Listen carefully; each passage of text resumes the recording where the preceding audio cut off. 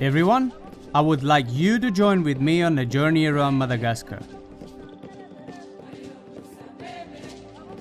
My aim is to travel 2/3 of the country within 5 weeks. All that alone and unsupported on a dirt bike, while raising as much money as possible for a charity organization, Money for Madagascar.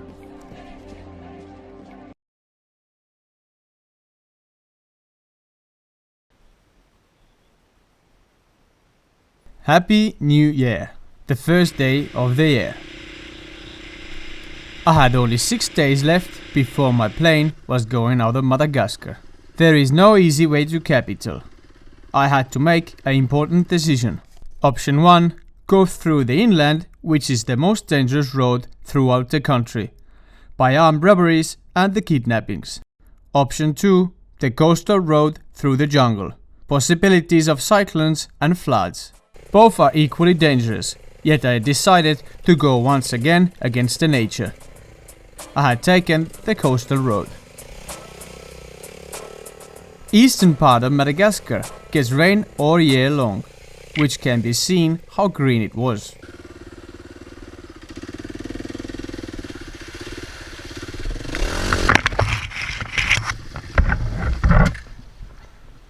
Water had got badly deteriorated roads, leaving massive puddles.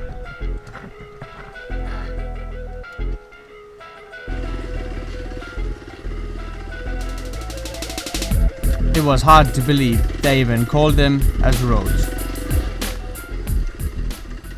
Some cool wooden bridges over the creeks.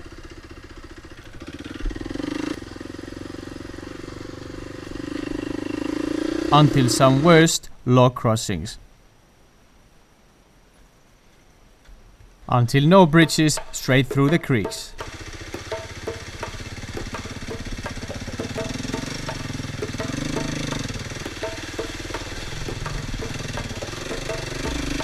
Some cases detours with safe crossing puddles.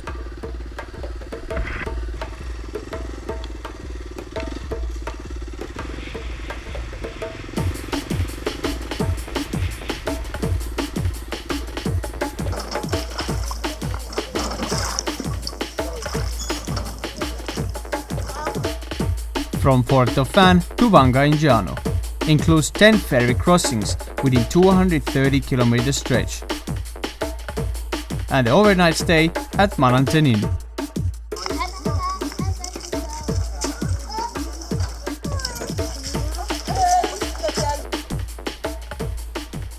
Surprisingly stable ferry operated manually.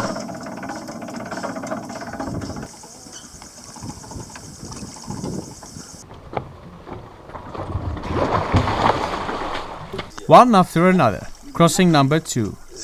That one was very unstable ferry made of wooden planks and a 44-gallon drums. Amazingly, it could carry easily a few ton worth of weight.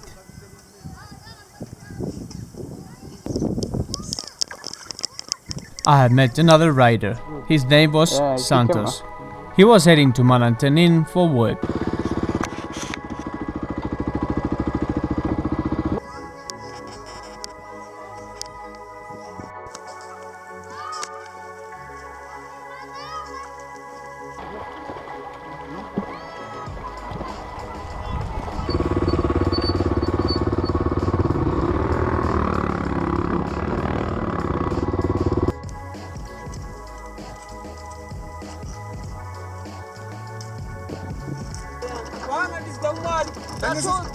This is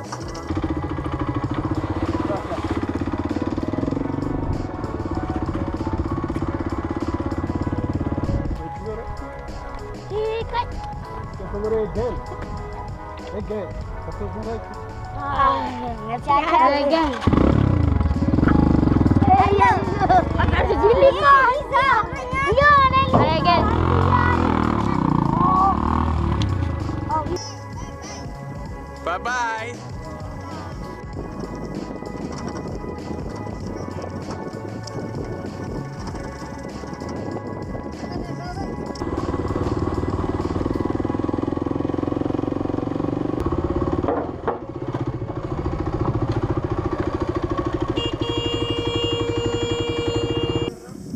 5 crossings today to a city called Mananten, and we done 4, and this is the last 5th one here.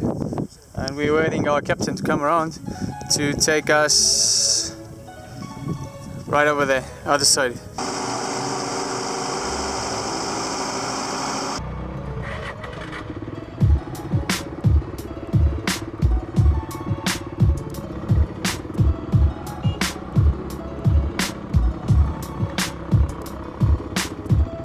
I had realized my brakes had worn to nothing, which I had to change.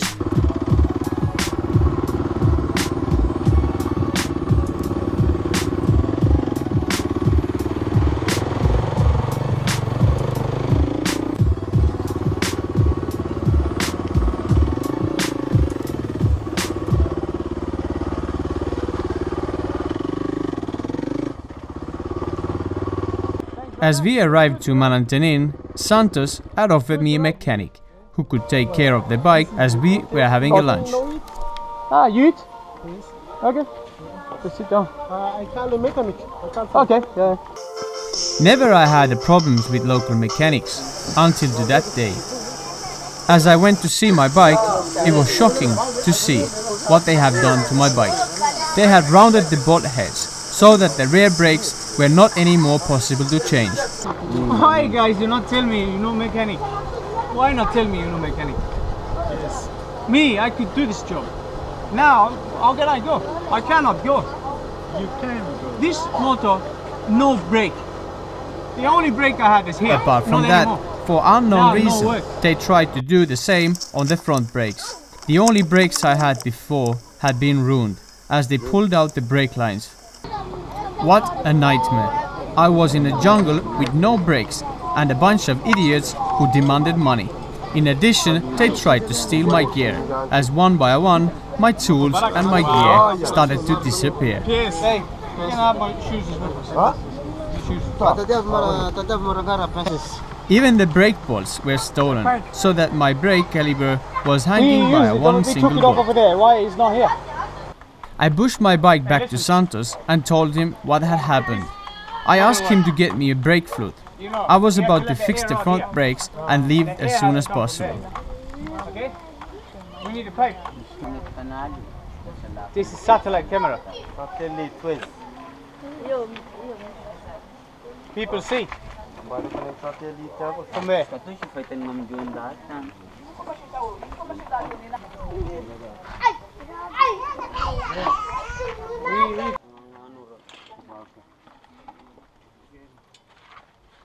I had pulled out the fuel line, which I had used to bleed the air out of the brakes.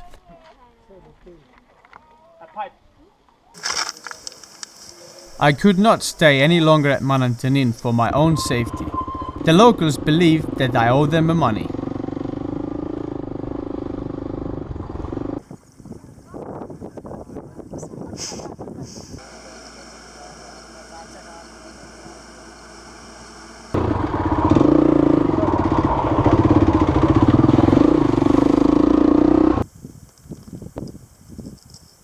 I had no idea where I was about to stay that night.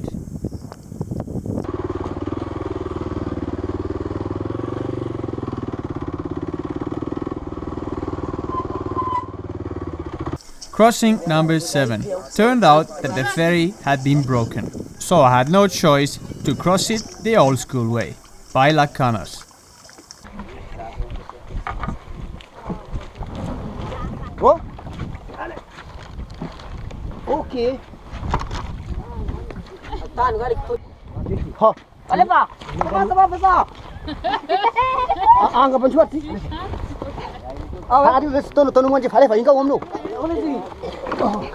We were drowning from the very start, so we took a little kid with us with a bowl to throw the water out of the Lacana.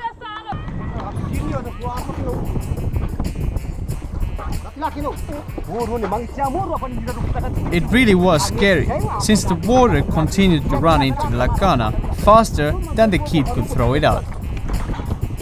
Merci. Good guys. Okay. Good job, fellas.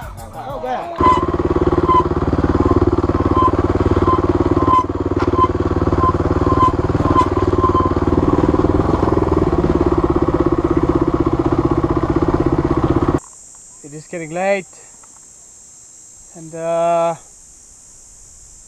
I need to find somewhere to stay. But now this is the number 8 river on this road, and there's no one here. It's too late, so I don't really know what I'm gonna do. Whistling here for 10 minutes. Finally, someone made a effort to come over here and pick me up. And the yeah, I give you a hand. Luckily, they pulled the ferry long way to come and take me to the other side.